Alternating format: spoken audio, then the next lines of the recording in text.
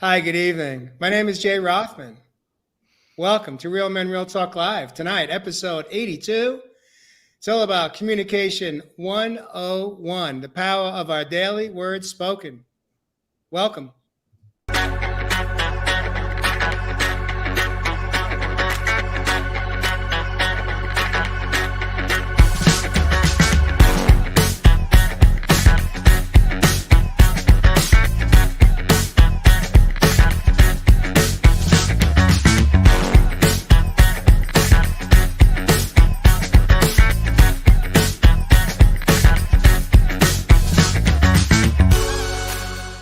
Welcome back to the studio again. My name is Jay Rothman. I am the host of the show this evening.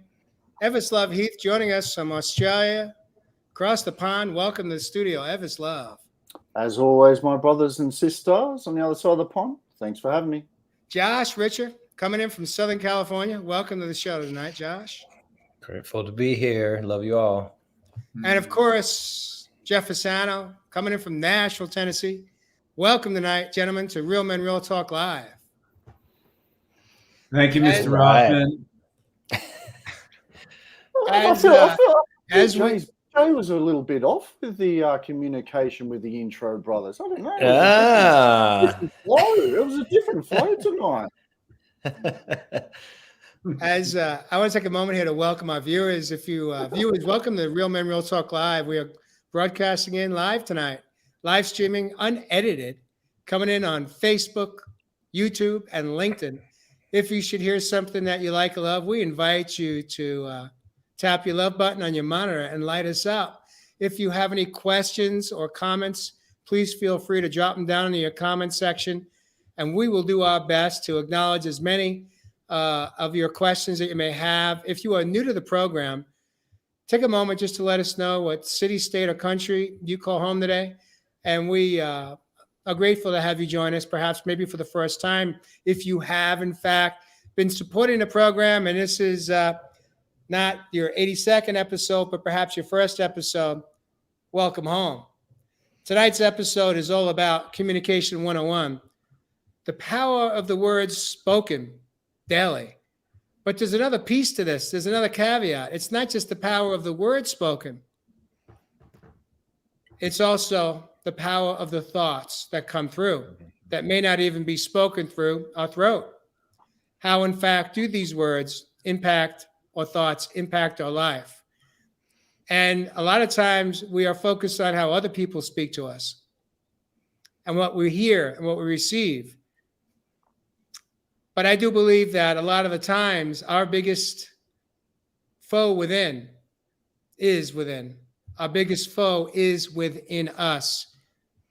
And so, gentlemen, I want to kick us off tonight and have one of you gentlemen warm us up. Josh Ritcher, I'm going to put you in a hot seat tonight to have you kind of warm us up and kind of expand what this topic means to you. Communication 101, and how has your life been impacted for better and worse? Man, this is at the core and the heart of my hardest struggle in life, and absolutely led up to the near suicide. And it was those negative thoughts in my head and those manifesting themselves in my life. And to combat that and to get off the medications that I was on for my depression and anxiety and all of that, that was the secret. I changed my daily thoughts. I became a police for that. The police for my mind, the brain, the spinning brain. It's a computer. It runs data and it also learns. And when we focus on or think or entertain negative thoughts more often, the neurons grow that way. And that becomes our pattern. And then that pattern becomes our life. It becomes the lens we see the world through, the filter. And it's also the energy that we're putting out, which the universe is matching and bringing back to us. So it seemed, for me, the decade-long self-help journey, and I've mentioned this, I thought was going to be this great aha moment and this big epiphany. I thought I was going to be listening to some, grand guru or teacher. And it was going to be, whoa, that's the thing that is going to change my life. And it was actually the smallest thing ever. It was my daily thoughts that I was allowing to run unpoliced and unnoticed. And these patterns over and over and over all day, every day, had brought me down, hugely down. So yes, this is a very, very important and also intimate topic tonight for me, because it was absolutely at the heart of my downfall and also absolutely at the heart of my rise again. So that is my personal journey with the words and the thoughts that we live with every day. And yeah, I'd love to see what you guys think. Beautiful. What do you got, beautiful. Yeah, my brother. And, you say a couple of key things there, coming into what we're talking about tonight with communication. And, you started talking about being caught up in that headspace. I think for me, a lot of people, we go through a lot of stuff. And, when we bombard that brain, that receiver and transmitter of this information, we can tend to get into what you may call certain states of psychosis. Some people call it depression, some people call it anxiety, but all these things really are a fundamental foundation from how we've constructed our inner movie or our inner vision to create and express what we want to within our lives.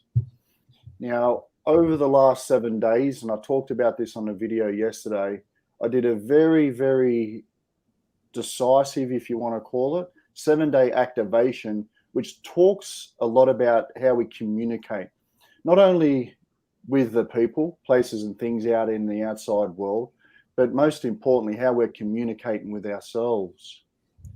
Me too, my brother. On my journey, I was caught up in my head for a very, very long time, my friend. Very long time. And you know what? It still happens every now and again. But I've learned to manage some of those thoughts that may be bombarding, some of my clearer direction within my life. The other thing that you said key there as well is that your heart was part of the rise. And so when we start to look more so from a space of this heart, an open heart will allow us to really communicate more effectively within our lives. Now, whether that's being able to express our goals, whether that's being able to express our needs, wants, or desires, many people up until this point have been closed off on how they communicate at all. And what happens is that the heart actually becomes closed off. It actually becomes calcified, and it creates a shield around it to protect it. So you may even have people coming into your life, and what happens is that we become defensive. So we may even come to the point where we feel our heart's being walked over. We don't know how to express or communicate our boundaries. We don't know how to communicate those needs, wants, and desires. So we actually start living our life very delusional. And what happens is we do get caught up in the head. And those states of psychosis that I'm talking about, you're not allowing the higher frequencies from whatever you call it, divine, God, universe, whatever resonates with you, you're not allowing those frequencies to come in freely to be able to express from a heart space. So for me, through my meditation, through my calmness, through my patience, through my mindfulness, I came back to that place of my heart, and that's why I express everything now from that heart space. So yeah, my brother, I feel you when you're talking about that, man. Beautiful, Ev. Yeah, it's about communicating lovingly and mindfully from your heart. How do we express ourselves? How do we state our needs? How do we set our boundaries? Are we coming from a place that when we communicate, it's about us, but communicating it lovingly, as opposed to blaming, shaming, pointing your finger at someone, telling someone what they should do, who they should be. I shared in our production meeting yesterday about a friend of mine always used to say, this is what you need to do. You need to do this. You need to do that. You need to do this. What she was really saying is, this is what I want you to do, but you need to do it. And when we communicate from that place, communicating defensively or communicating by pushing our energy, because it's important to understand the way we communicate, there's energy behind our words. There's energy the way we form and say things to some people, and we can feel that energy. So it's really about mindfully and lovingly speaking to others and not projecting and pushing our energy at them with our words. Mm-hmm. And how much of that is like turning it inward on us, right? Because that's the only thing we can control is ourselves. How much of that is becoming aware of what we're trying to express in our needs? Because often we say things, but we're not saying the actual truth and the heart of it. You know, for me, I wasn't even aware of what I was trying to communicate or what I was trying. I think there's a whole lot of people out there. I know I've dealt with some bosses and some other people that are communicating one thing but trying to say another. It's a practice. It's something to learn, and it's a practice of learning how to communicate with others mindfully and lovingly, and practicing it, because most of us were not taught that. So what we do is we project and push our energy at others, wanting things to be the way we want them to be. It's really a practice, and we have to learn it. It's a practice. Practice lovingly speaking and the words that we choose. Here's the challenge of that, Jeff, is that if we have been disrespecting our own selves and how we think about ourselves or speak about ourselves, it's almost as though you have to unlearn everything, that you were taught, and how to speak to yourself that way and how to think about yourself that way. You have to be willing to cut the cord or unlearn, rewire your brain so that you see yourself in a different light. Because the light I'm talking about is we're either in darkness or we're in light. Well, and darkness, it overlaps, though. It may. There's light in the darkness, and there's darkness in the light. 100%. And it's really to embrace both of those, Jeff. I totally agree with you there, my friend, because I think we've grown up as well a little bit disillusioned on how we communicate or express our wants, needs, and desires, and even our creative expression, because we've always just wanted to be in the so-called light. To me, on this planet, part of this dual planet that we've been living in, there's no such thing as good or bad. There's just good and bad. Let that digest down in your mind for a little bit. See, when we embrace those lower shadow parts of ourselves, and man, we're fully in the eclipse today season in Scorpio, where we should be in that shadow, going into the very depths of some of those emotions that don't allow us to speak or express, communicate our wants, needs, desires, goals. So why I say it's important to do the work from the very ground and the base, the dark, is because if we don't do that work down there, then yes, your communication is going to be based on the lower realms of who you are. Wouldn't it feel better to be able to communicate with some of those higher vibrations trickling in from the universe? This is where it gets deep, my brothers and sisters. We have to go back to the work with the emotions that caused our esteem to be low, and it gives us a bit more confidence from that sun, that solar plexus, to be able to create the bridge past the heart to speak our truth. The post here, Beverly Annette says, it's all energy. It's allowing your journey to not affect my journey, but being in the same space to give space to all. And I'm going to paraphrase the back end of your statement here. How I interpret this, if I may, is the space she's talking about is as an active listener and not trying to persuade someone or take personally or think what they're conveying or communicating has anything to do with you. That happened a lot in my past relationships where one of us would communicate what we think we're feeling in that moment. And I say think because a lot of the times it wasn't even the primary feelings, it was secondary, but that's how it was coming out. And then one of us would receive it and feel like we're being blamed for something that you're struggling with or you're not happy with or feeling responsible for. And then off to the races you go. I also want to also acknowledge CJ Johnson, who says here, I'm scrolling back here, CJ, it's been a while here.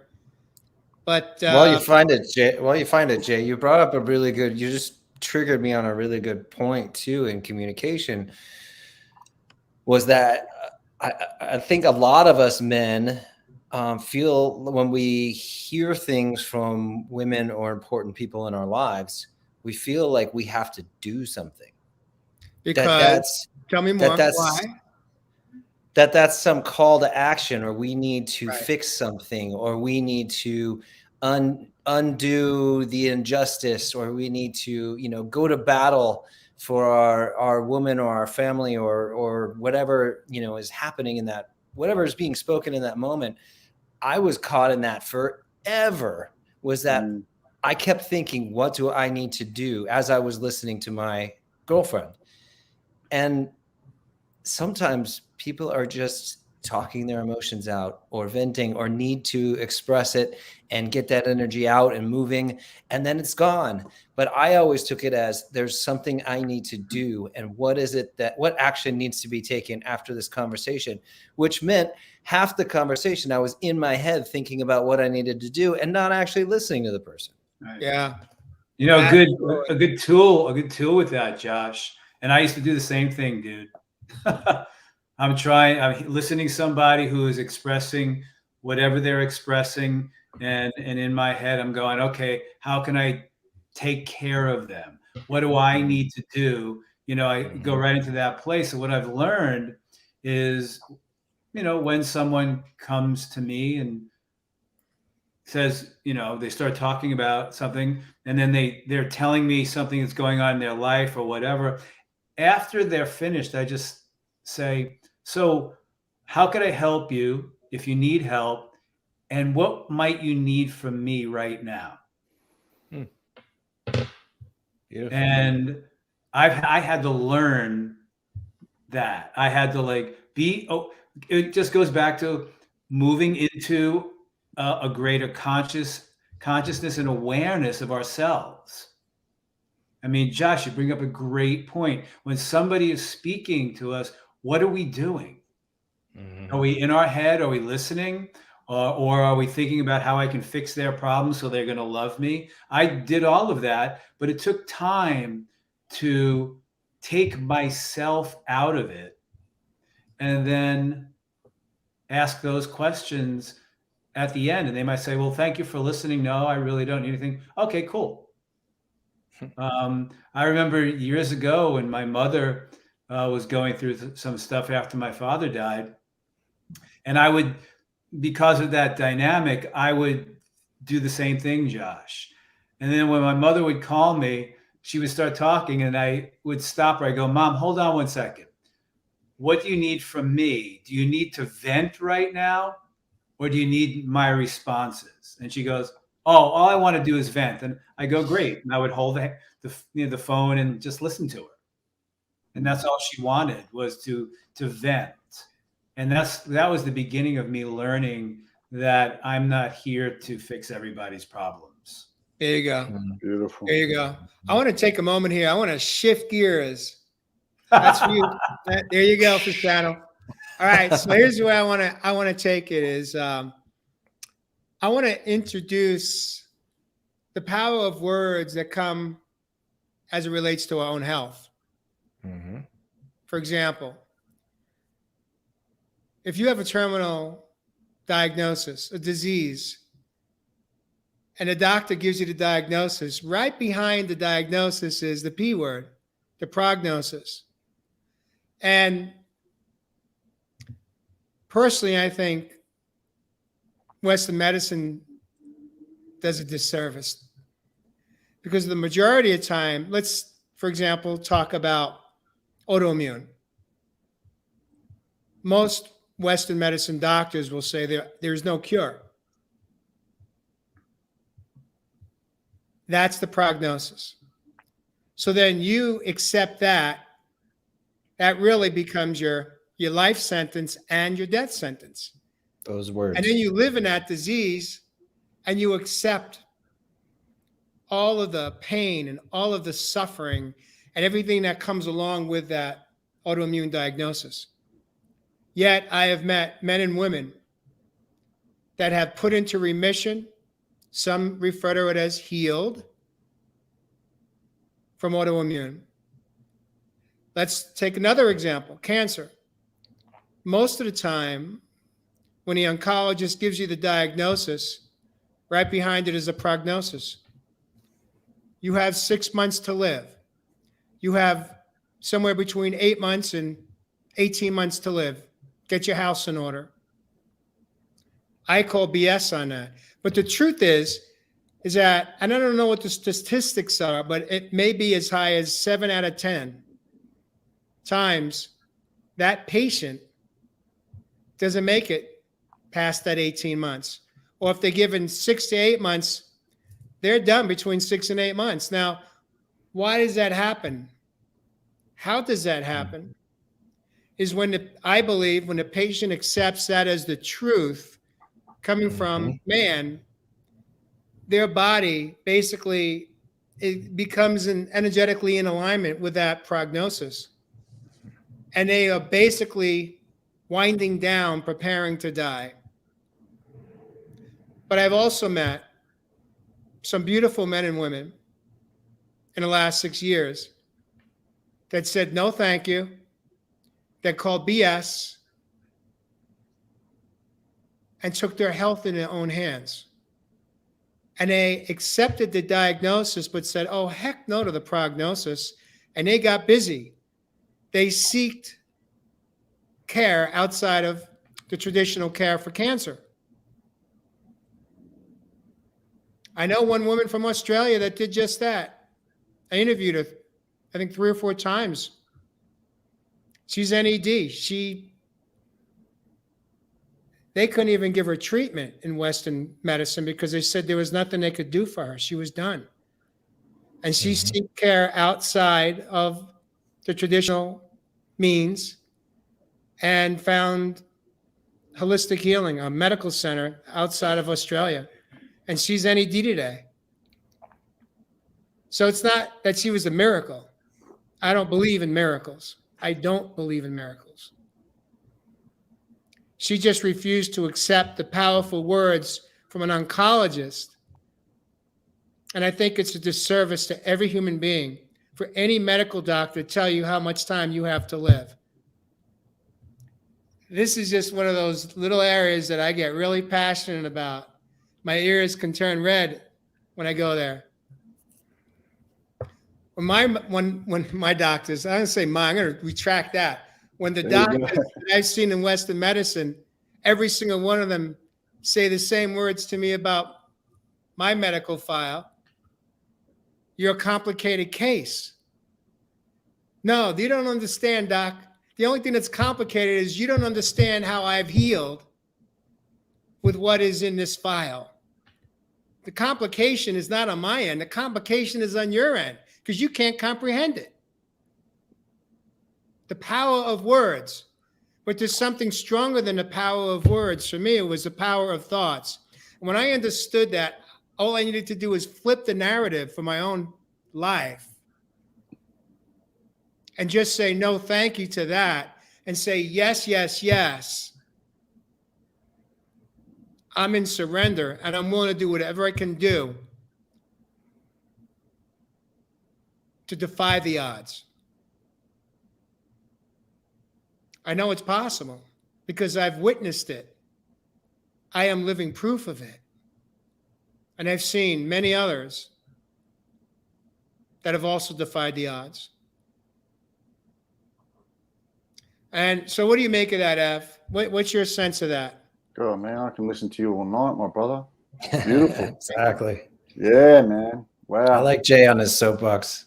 Look, I actually. And this is when I pick up the mic, and this is when we're going to start to sing some. Yeah, right. Where's that mic? Gridlock, Drop the Ritcher? mic. Drop it. But for me, man, I think there's even one more thing, even maybe a couple of things even more powerful than those thoughts, Jay, and that's your willpower. There you go. You know that little flame, my brothers and sisters, that sun that is in with each and all of us, the one that gives you the ability to drive action into these thoughts. The thoughts are just created from the mind, which is just an instrument of the brain. And that's why we know we can get caught up in the headspace because we listen to the headspace too long. But when we use that willpower from within, we can now command what we want to see out in the world. Then we can communicate some of those more affirmative thoughts, which will drive and amplify some more of those positive feelings and emotions to allow you to create what you want to see out in the world. Because my brothers and sisters, when you see how this all works with inside of your body at an energetic level, it is such a beautiful story. But to understand the power of these thoughts in your willpower, how this is all combined, we have really got to do the work from an emotional level. I say this show after show after show. Now, from Jay's example, man, I've talked about my mum. She went down that route, kidney failure. And the language we speak to ourselves or communicate ourselves is so important.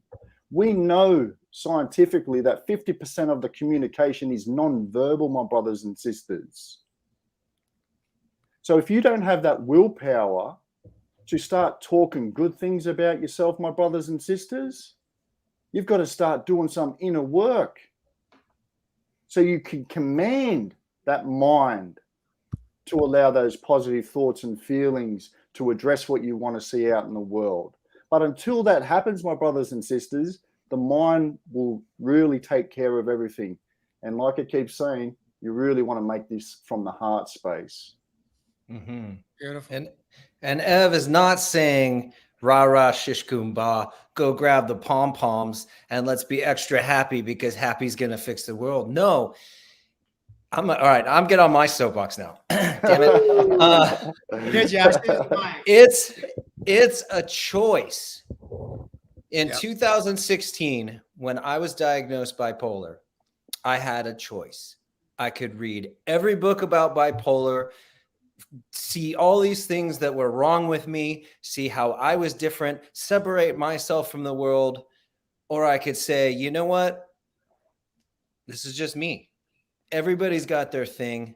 Who gives a fuck? I'm not taking the name on. I'm not taking that on as mine. It's just something that is unique to me that I get to explore in this world. And I chose and choose daily to see it as a gift. I have a beautiful problem-solving brain. That brain runs very fast. And that is my lesson in this life. That is my opportunity to grow and learn about meditation, mindfulness, and watching my thoughts and policing my thoughts because they are crammed very tightly together. But that's just my journey. And that's the way I choose to see it, is it's my journey. It's not a label. I'm not putting myself in a box. I've never read a single book about bipolar because I don't care. This is just my life. This is just what I was dealt, and I'm happy to be learning and living my life as I am. Beautiful. Fuck the prognosis. Josh, Ritcher, breaking it down. One more show, episode 82. Boom! Boom. As I shared with you gentlemen in the green room tonight,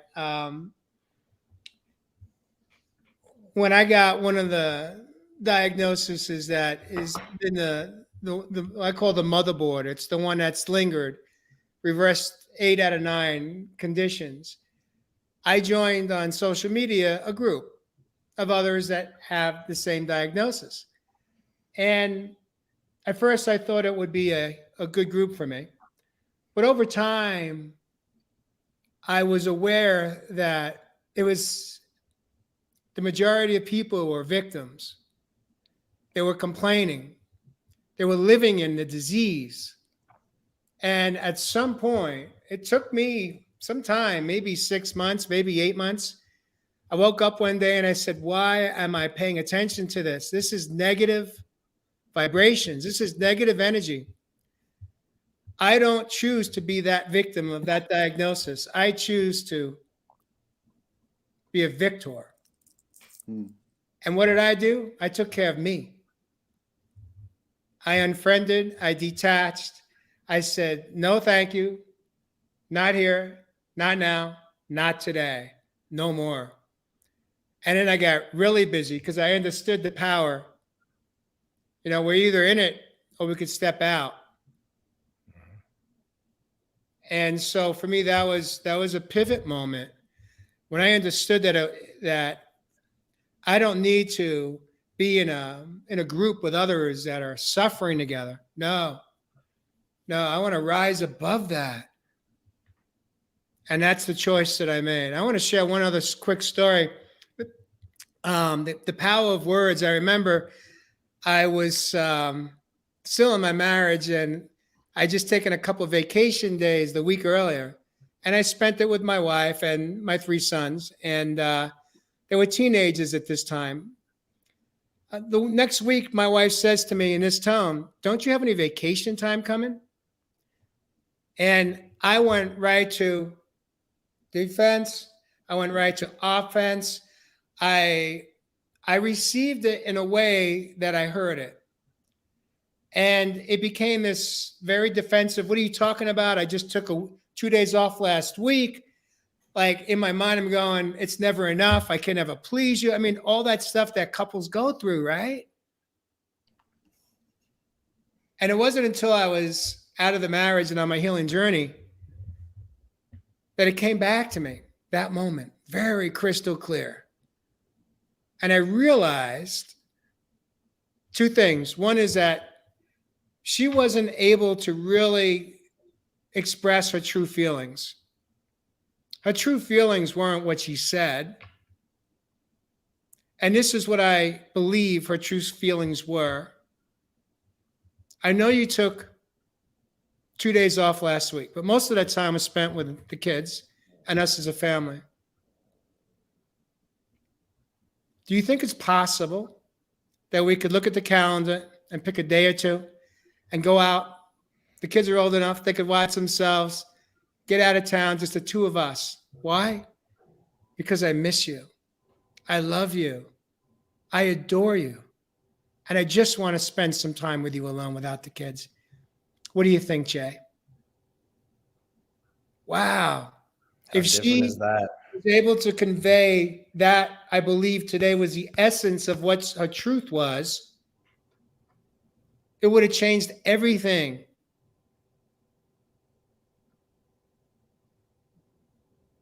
Now, when I think about that, and I know today that that was the essence, I believe that's what was really in her heart. She just didn't even know how to convey it, how to say it, how to even reach in to really understand what was at the root of those words.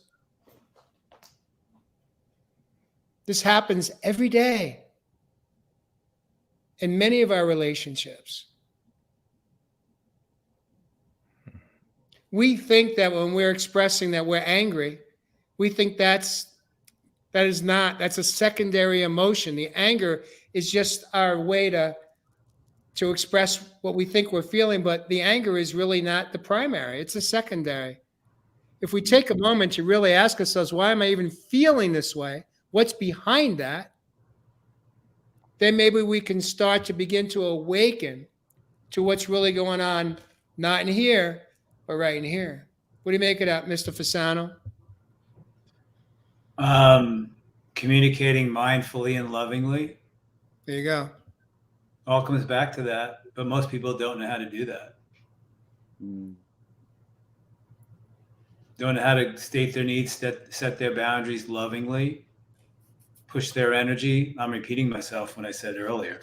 It's about learning how to communicate. It's learning about just learning how to communicate. It's a practice. Something you have to learn how to do. And if you're in a relationship, do it with each other. And then when someone you feel isn't communicating lovingly and mindfully express that to them. And it's a practice. It's just a practice of learning how to treat someone else lovingly and mindfully, and doing it from that place. And the energy shifts in that moment. But if somebody comes to us and starts pushing their energy and they're not doing that, it's, sit there, it'll trigger us, because when we're not communicating lovingly and mindfully, what we're really doing when we push our energy at someone, that other person immediately is going to go into defense and shut down. And then you're going to have a power struggle, and then an argument ensues, where all of that could have been avoided if you just lovingly and mindfully spoke to somebody. It's simple, but it takes practice, and it's learning it. There you go. Two people learning just speaking that way. Go read a book by Thich Nhat Hanh. He talks about this, about how to speak to others mindfully. Beautiful. And I think also too, if you're talking about these conscious communication with relationships, beautiful practice would be to really sit down with your partner and maybe just start off with some basic breathing techniques. I mean, we've got to think about how we're expressing. What's a word come out with? It's called your breath, and breath is spirit. So if you can sit down with your partner and just do some basic breathing techniques and be in the presence with an open mind and heart, then you're going to have a lot more better communication. Mary Kelly asked a question. She says, how can we open our hearts without feeling like we will be hurt? Well, that's a projection. Mm. How do we, you open your heart and you're containing your own energy, raising your resonance and vibration, and we open our hearts and communicate. If somebody comes back to us and says something, all it is triggering feelings. And if it triggers feelings, then you're triggering feelings. If we're going to continually wonder, oh my Lord, I want to open my heart, but if I open my heart, every time I've opened my heart, I've gotten hurt. How many people out there right now are telling that story over and over and over again? Oh, the last time I opened my heart, I got hurt. Oh, then I'm a victim. If we're opening our it's more than that. You shut down at that point. Yeah, if we're opening our hearts and we want to live that way, and we're raising that resonance and vibration of with our heart open and living that way, and then we communicate with somebody and somebody says something or does something, then it could trigger feelings. And you feel something. Feelings are triggered, but you can keep your heart open, because if your heart's open, then you can allow those feelings to energetically move. Yeah, But Beverly. One sec, Ev, just real quick. Beverly says, I visualize and practice being present. She's sharing a tool with us. Clearly, letting the words or others' thoughts just pass by me and staying open. Ev, what do you make of that? Yeah, 100%. I actually shared that in the green room before we started, if you remembered. Being able to visualize and practice what that communication may look like before you even sit down in the conversation. But what I was just addressing with Mary, like if you don't want to go into that conversation with your heart being hurt, this is where we've got to go back into being able to express those wants, needs, and boundaries. Yeah. You see, that throat and that heart has such a delicate relationship. But if we're blocked up out there to be able to express some of those wants, needs, or boundaries within our life, then the heart just automatically goes back to that setting of putting the shield up. And like I said, can create a guard, eventually calcifying. So we can't speak from our heart space. We speak from the head space. Mm-hmm. So how do we break that relationship or change the relationship? How do we access that part of ourselves when we've been blocked off or walled off due to our past experiences of being shut down or feeling like we're not understood or heard? You just answered your own question, my brother. You talk to yourself with the words you want to hear. So this may take affirmations to start off. I mean, I get clients to write up on their mirror when they wake up in the morning, I am the shit. I am amazing. Yep. Look at the values, gifts, and capabilities I can share with myself and the world.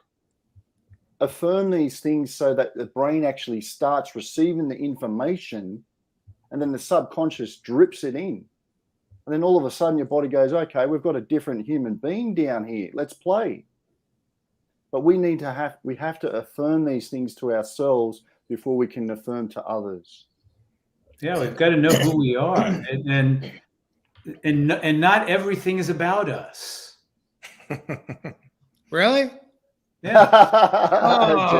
Oh. Is that true though? Come on. Not Jeff. everything is about us, man. But put it this way: we open our hearts. We get into we're in a relationship with someone, and then they do something, yada yada yada, and feelings will come up, and the relationship's not working. But is that about us? Mm-hmm. That's it, bro. The way we open our heart, express something lovingly and mindfully, and the other person who has no clue maybe how to do that comes back and with a pushing energy and biting and this and that. Is that about us? Mm-hmm. No, it's not. Well, then it really comes down to why we were attracted to that in the first place. Well, because maybe we had to learn that it's not about us. There you go. Every relationship we get into, we're into it to learn and grow, to learn something and grow. Mm-hmm. We can look at all the relationships that didn't work in our life, but what did we learn from it and how did we grow from it?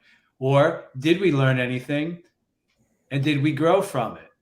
Because if we didn't, then we're just going to repeat that relationship again. We're going to repeat the same thing until we get the lesson, or maybe not. There you go. Josh, I'm going to invite you to kind of dissect this comment from Bob Phillips coming in from Sedona, Arizona. Bob's in the house. He says, living with the intention of not being hurt will guarantee getting hurt.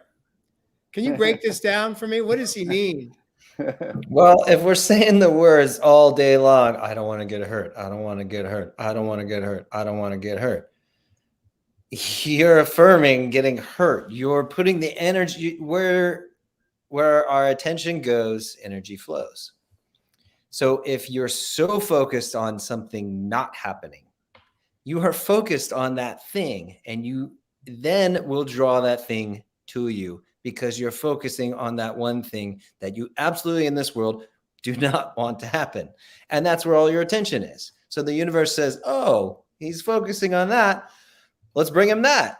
And that's just the way it happens. So, and I know we wanted to do a whole episode on manifesting and or abundance and all of that too. And this falls into that same category. We don't focus on a want or a desire because then it's outside of us, right? If you have to want something or desire something, and or if you're pushing something away, then that's energy. That's an exchange. You're connected to that thing, either that lack of or that not wanting something to happen. It's that same energy. Okay. So that's my short answer. Well, let's go there. We've got about 15 minutes till we wrap tonight's show up. Actually, it's 14 minutes. All right. Well, you're right. You're right, Jeff. Thank you for the awareness there. I do want to take a Did few I communicate minutes that lovingly and mindfully? Yeah. Absolutely. I one of the 4 agreements: don't take things personally. We already did a show on that. That was like episode Bingo. 73. Okay, so let's go really quickly back to living and not opening our hearts to being hurt. What's that 4th agreement that you said, Jay? Don't take things personally. Bingo. Don't take it personal. Well, I was going to say that earlier too, was that,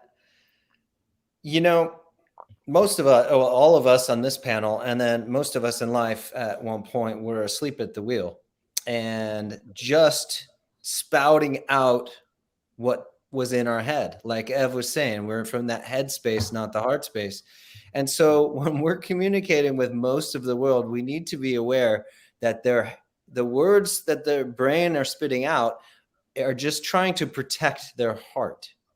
And so we're not talking to their hearts, like Jeff is saying, that heart mindful speaking. We're talking to their head. And they're just trying to, at all costs, either not reveal what they're so scared to share, or their brain is trying to protect their feelings in their heart. So we also, in that lovingness, like Jeff was talking about, it's being aware of what we're speaking to. Beautiful. As Ev would say, look at life as an adventure. How many times has Evis said, it's the exploration of life? The exploration of life. Do we want to go through life in protection mode, like my father did, lived his whole life with that shield up, go into a relationship and you got the shield in front of you? Oh, wait, hold it. Don't do this because then I'm going to this. Or do we want to open our heart, connect with the wonder child and the magical child, and explore life, and whatever happens, allow ourselves to experience what's happening? Beautiful, brother. Yeah, man. Dig it. So what do you guys think? Do we want to go there? Do we want to talk? Where were you going to take us, Jay? Here's what it comes down to is we've touched on how powerful the words we speak, the thoughts we have, and how we receive words from others coming in. But what role does manifestation have in the quality of our life moving forward from today forward? And what are some of the tools that we can embrace to learn how to manifest healthier communication, healthier thoughts, an improved state of well-being, mind, body, and soul? What can that look like? Change the relationship we're having with ourselves. Jeff, can you repeat that? My audio went down a little. No. I don't care about your audio. How old are you right now? How old are you right now? I said I was going to do something like this in our production meeting, but Listen, I George. pull it up. Hey, George. Pull it off that well. George Costanza, listen to me. How old are you feeling right about now? When you said that to me, yeah. My little magical child and wonder child is out. And that's why I did that. I know he's been out since the green room. That's right. I think he showed up more than a 64-year-old Fasano did tonight. That's what I'm thinking. I haven't hit 64 yet. Well, next year. We're going to manifest that right now. Hitting 64. Yeah, that's gonna happen. Now the Beatles are running through my head. Yeah. But I do want to share a quick story while we shift gears, because this ties into the manifestation. And that a friend of my best friend and his wife went to a psychic one day apart they had appointments one day apart. And they did not tell the psychic that they were both married, that they were married to each other. So my friend went, I think he went first, the first day, and, it was standard stuff. Nothing really, anything to report. But the next day when his wife went, the psychic told him or her that she would be divorced within a year. And she couldn't get it out of her head. Of course, she came home and told my best friend, her husband, and they talked about it, and he sort of, just brushed it off, but she couldn't get it out of her mind. And these are those thoughts. These are those words that she's buying into. This is that manifestation. When you focus on it enough, sure enough, she couldn't shake it. And within a year, they were divorced. Now, were they having problems, Josh? Were they like in a bad space when they went, to the psychic? No, I think, no. I mean, they had their normal things, but it wasn't anything, I never thought they would. I'll put it that way. So, but she bought into the words. And that became a manifestation. So did the psychic actually predict it, or did the psychic plant the seed? And what we water grows. Ooh, right there. What we think about, we're watering. And 100%, brother. And that's where it either becomes a manifestation or an infestation. You've got to ask yourself, how are you manifesting, brothers and sisters? Are you doing it from up here, first eye, pineal gland, or you're doing it from down in the lower emotions, the low end? When we realize we're that sacred space or the sacral, it's all got to do with either, remember, sensuality, sexuality, or remember the other one, creativity. But the other space of creativity is up here. So they bridge and they mirror each other. So if we're caught creating from lower vibratory emotions and the lower realms of who we are, as opposed to those higher frequencies that some get from above and they just go, wow, that's a miracle, or wow, what an idea, or some of these things that just pop in their head. No, it's because you were open to receive. So we've got to take responsibility again, what we're focusing on.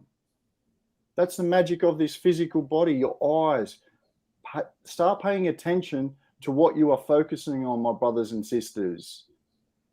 Like I said, we are all manifestators, or they really can become an infestation. It's as simple as that. Mm-hmm. Love that. Love that. Yeah, what are we focusing on? But here's my thing, Josh. If that cycle was worth their salt, they would have known that they were married. Right? Exactly. Exactly. That's actually pretty smart of you, Jeff. was that young Jeff or 60-year-old Jeff? As I said in the green room, don't get me started on psychics. Yeah. All right, so here's what we're going to do tonight. Huh? Go ahead, Josh. Go ahead. Man, I'm just so full of this. I love this topic. I could totally do another episode on this. I've got one more thing to share on the topic, and following up on what Ev said. This will be my final hurrah for the evening. There's something called the Baader-Meinhof phenomenon.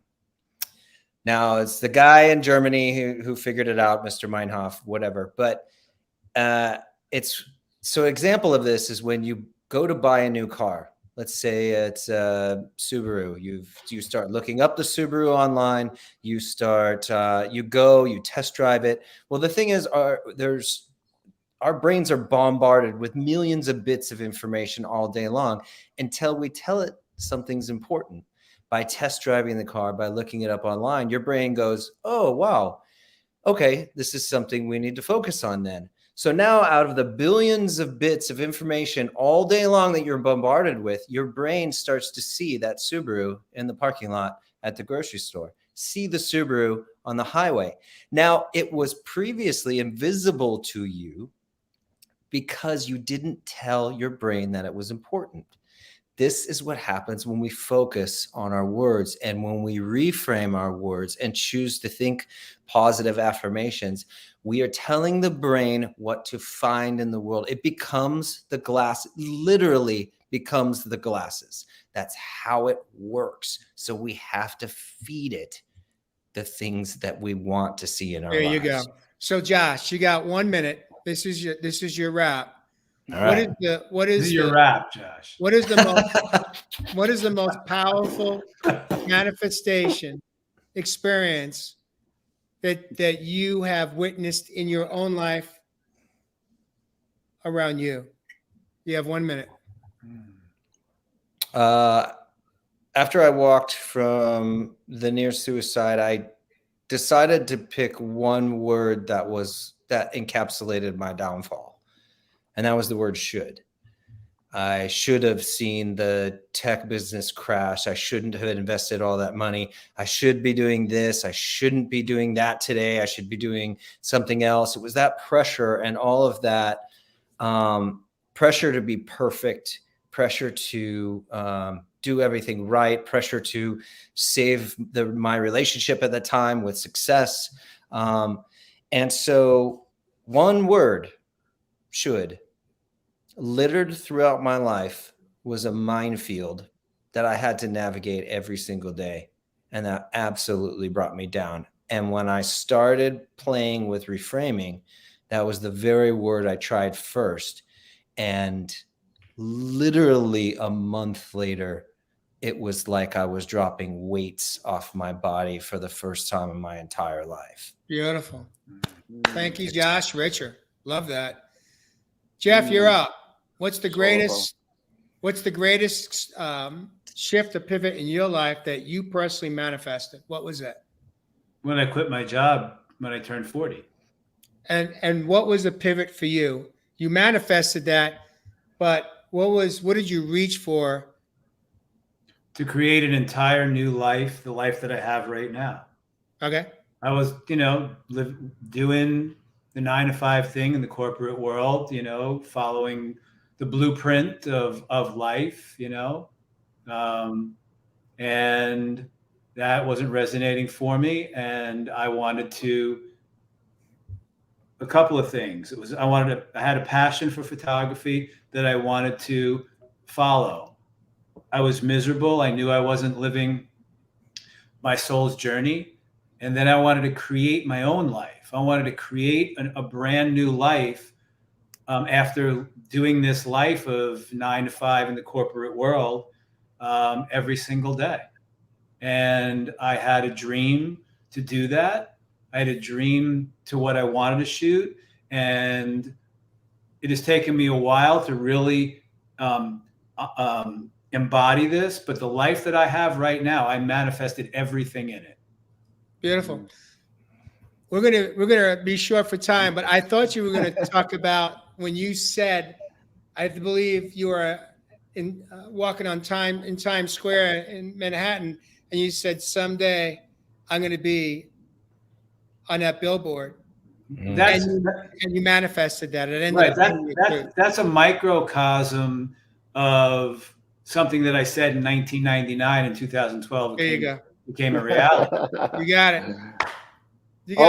You got 30 seconds, Ev. What was the greatest thing that you manifested? I'm going to keep it simple, sure, my brothers and sisters. This life.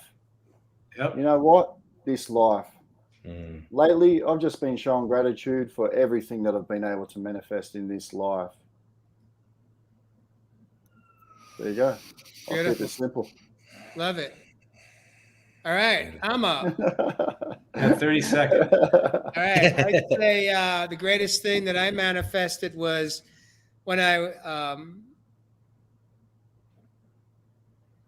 learned that my bypass was 100% occluded in my leg, and I had no arteries left in my leg, but they determined that I had manifested.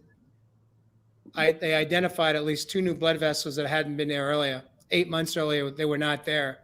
And I now had blood flow without any arteries left in my right leg. and being able to manifest that through a visual exercise that Dr. Joe Dispenza taught me, and then today being able to 3 years later be without pharmaceuticals and to be hiking the trails of northern Arizona on a daily basis. I'd say that was perhaps the greatest, most powerful manifestation of my life. And on that note, gentlemen, another beautiful show this evening on Real Men Real Talk Live. Viewers, please share it out. If you heard something you like to love, please share it out tonight. And if you are so inspired, we invite you with love to donate to our program so we could keep this thing going right into 2022. Peace and blessings. Love you guys. See you next week. Real Men Real Talk Live.